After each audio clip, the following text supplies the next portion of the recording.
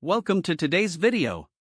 In this video, we'll be diving deep into order blocks in Forex trading, a concept rooted in smart money concepts. If you've ever wondered how institutional traders make their moves, or how to spot potential trade opportunities based on market structure, this video is for you. Let's explore how order blocks can help you identify the footprints of the big players in the market. What are order blocks? Before we get into how order blocks work, let's first understand what they are. An order block is a key price zone where institutional buyers and sellers have entered the market in large quantities. These zones represent areas of high trading activity, where orders are placed that significantly impact the price movement. When a large institution buys or sells a significant amount of a currency, it leaves behind an order block, essentially a footprint of that activity. These areas often act as support or resistance in future price movements, making them crucial for traders looking to align with institutional flows. The importance of order blocks in smart money concepts. Order blocks are a core concept within smart money concepts, which focuses on understanding the behavior of institutional traders. Smart money refers to the large institutions, banks, and hedge funds that have more resources and market insight than retail traders. While retail traders might be reacting to news or short-term trends, institutional players are looking at the big picture. They enter the market in large quantities, and their movements create significant price shifts. Identifying order blocks allows retail traders to spot where these institutions have placed their orders and potentially follow their lead. This is the key to aligning your trades with smart money. Identifying order blocks. 1. Price movement. Order blocks usually form after a significant price move, often after a trend reversal.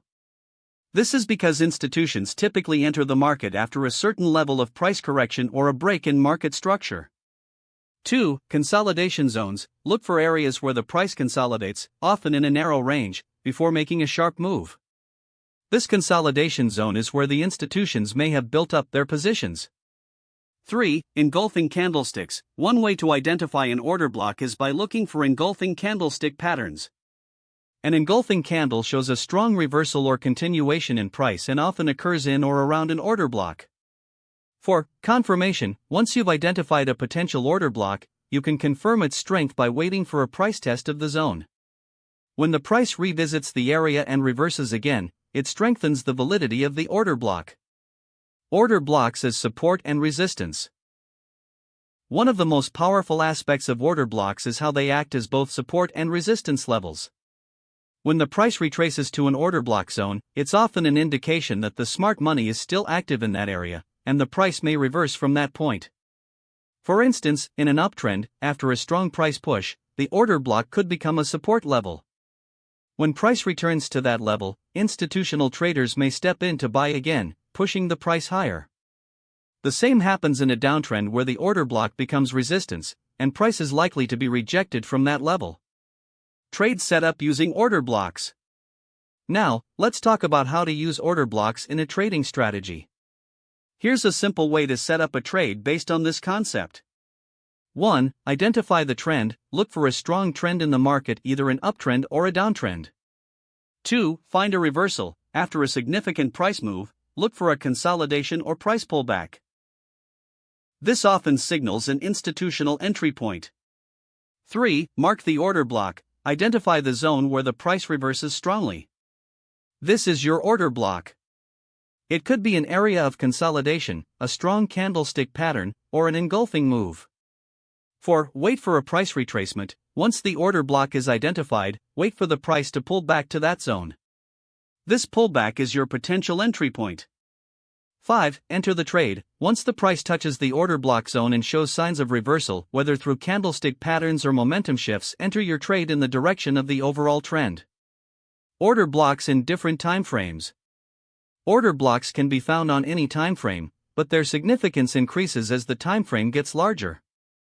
For example, order blocks on higher time frames like the 4-hour or daily chart are often more reliable than those on lower time frames.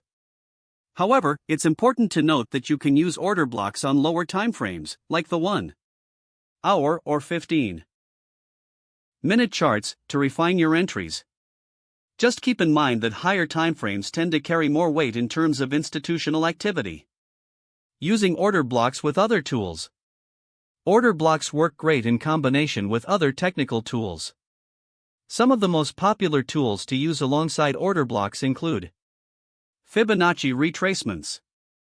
This can help you identify potential entry points when the price retraces to key Fibonacci levels that align with your order block. Market structure. Always pay attention to the overall market structure. If the market is in an uptrend, focus on buying at order blocks formed in the lower price ranges, and if it's in a downtrend, focus on selling at the order blocks in the upper price ranges. Volume. Volume can confirm the strength of the order block. If there's a significant increase in volume at the order block zone, it indicates institutional participation and strengthens the setup. In conclusion, order blocks are an essential concept for any trader using smart money concepts. By identifying these key zones, you can gain a better understanding of where institutional traders are entering and exiting the market. This can give you an edge by allowing you to trade in alignment with the big players. Thanks for watching. If you enjoyed this video and found it helpful, don't forget to hit the like button, subscribe, and leave a comment if you have any questions. Happy trading, and I'll see you in the next one.